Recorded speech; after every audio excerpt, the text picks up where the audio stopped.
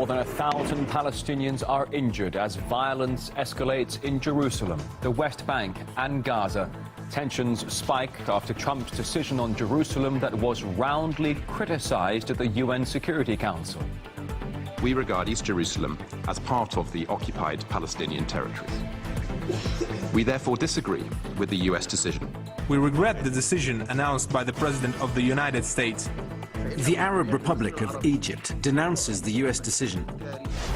Plus, Sweden's chief prosecutor warns a Stockholm district populated almost entirely by migrants is becoming a, quote, war zone. Also, Pakistan's Air Force issues a stark warning, saying it will shoot down drones trespassing its airspace, including American ones.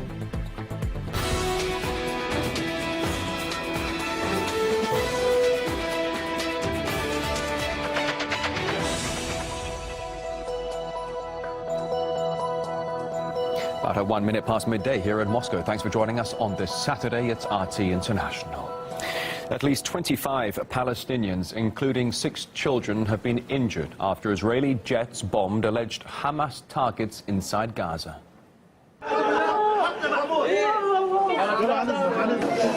Israel's defense ministry says the airstrikes were in retaliation for 3 rocket attacks launched from the area into Israeli territory.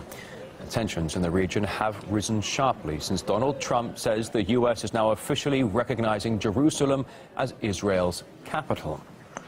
3 days of rage have been declared by Palestinians over the decision. 2 people were killed and hundreds injured in heavy clashes with Israeli police, according to Palestine's health ministry. And several reports suggest the number of those wounded may be more than 700. RT's Charlotte Dubinsky now reporting from Jerusalem.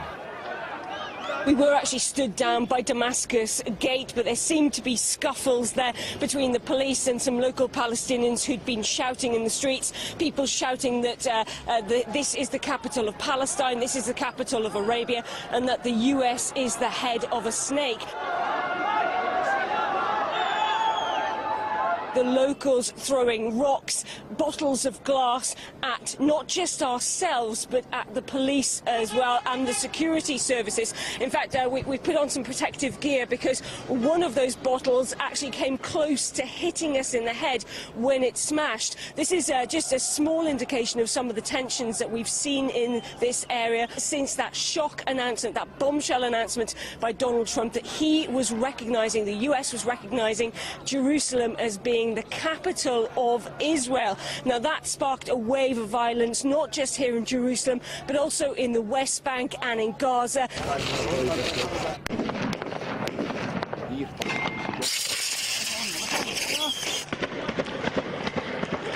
Israel and security services clashing with locals. There were reports of tear gas, of rubber bullets, and even live ammunition being fired.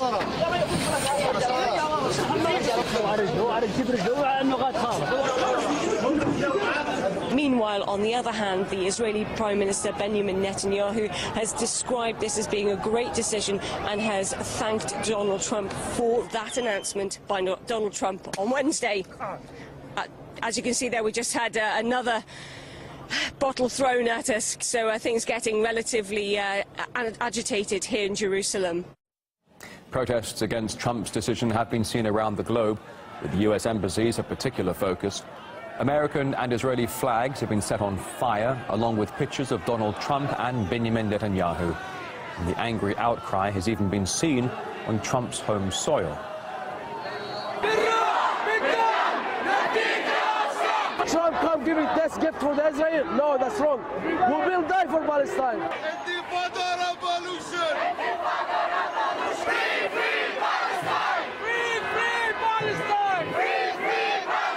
He can give away Trump Towers, but not Jerusalem to the Israelis. Yeah! Meanwhile, an emergency session of the UN Security Council has been held over Washington's decision. And during the meeting of the 15 members, it was 14 united against just 1, the United States. For nearly 70 years, the city of Jerusalem has been the capital of the state of Israel, despite many attempts by others to deny that reality. Nous regrettons We regret the US president's decision. Moscow met Washington's decision with serious concern. These decisions are unhelpful to the prospects for peace in the region. Our actions reflected an honest assessment of reality. It is fueling tensions and increasing instability in an already volatile and turbulent region. Our actions are intended to help advance the cause of peace. At stake is the respect of international law and the legitimate rights of each side. At stake is the legitimacy of the Security Council. Israel, like all nations, has the right to determine its capital city. Unilateral actions attempting to change the status of Jerusalem risk buffeting the long-existing foundation for settlement of the Israeli-Palestinian issue. The United States took this step in full knowledge that it will raise questions and concerns. This is a dangerous precedent. This meeting reflects fear over repercussions of the unilateral decisions that run counter to and threaten the system of political relations. The United States will not be lectured to by countries that lack any credibility when it comes to treating both Israelis and Palestinians fairly. However, the US envoy to the UN, Nikki Haley, right there, she actually attacked the UN itself, accusing the global body of being biased against Israel. Over many years, the United Nations has outrageously been of the world's foremost centers of hostility towards Israel. The UN has done much more damage to the prospects for Middle East peace than to advance them. We will not be a party to that. The United States no longer stands by when Israel is unfairly attacked in the United Nations. We spoke exclusively to the Secretary General of the Palestine Liberation Organization Executive Committee, Saeb Erekat. He believes Netanyahu and Trump have destroyed the principle of the two-state solution without revealing their plans to the Palestinians beforehand. Trump took the central issue, Jerusalem, and decided its fate unilaterally. And now, in a matter of days or weeks, the Trump administration will declare its agreement to the incorporation of settlements by Israel. And what might happen in another week's time? This is my personal analysis based on my knowledge and evaluation of the behavior of this administration. For 5 weeks straight, I was in contact with them in Washington. They didn't raise a single question with us, nor informed us about their plan. They didn't tell us anything. We deal with Netanyahu's government and the Trump administration, which together have destroyed the principle of a two-state solution. If the US scuttles our efforts in the Security Council, we would have to appeal to the General Assembly, and also perhaps we'll appeal to the International Court of Justice and the US Supreme Court. Today marks 30 years since the start of the first Intifada, the armed Palestinian uprising against Israeli occupation. The peace process over those next 3 decades made very little progress. And with Palestinians now calling for a new Intifada, it seems the conflict is back to ground zero. RT's Nadira Tudor explains. The events of the last few days in Israel have brought us back to a time when you couldn't turn on the news without hearing about the Intifada, an armed resistance against Israeli occupation. Another outbreak of violence in the Israeli-occupied West Bank and the Gaza Strip.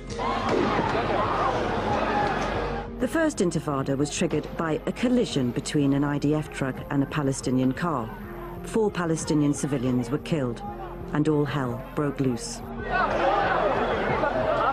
Even before then, political leaders had puzzled over ways to resolve the region's problems. By 1993, they managed to broker a set of agreements between Israel and Palestine, launching the so-called Oslo process, a supposed roadmap to peace.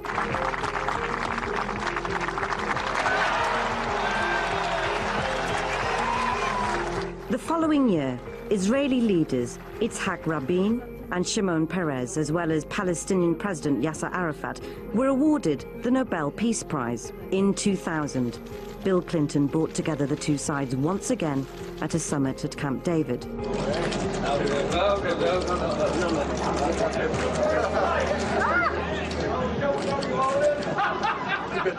No agreement came out of that. The faltering peace process was derailed when former Israeli Prime Minister Ariel Sharon visited Temple Mount in Jerusalem. That enraged the Palestinians, who consider the site to be Islam's 3rd holiest place. That's when the second Intifada began.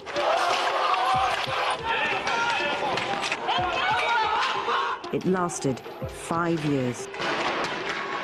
The Palestinian question was pushed down a little bit by some other events in the area, especially after the occupation of Iraq and the issue of Afghanistan, and then all the other things, and then by the beginning of the second part of the Arab revolutions in 6 Arab countries. In 2001 came 9/11, the worst terror attack in US history.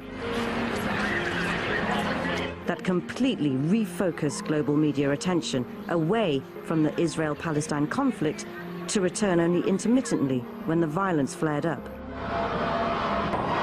Fast forward to 2017.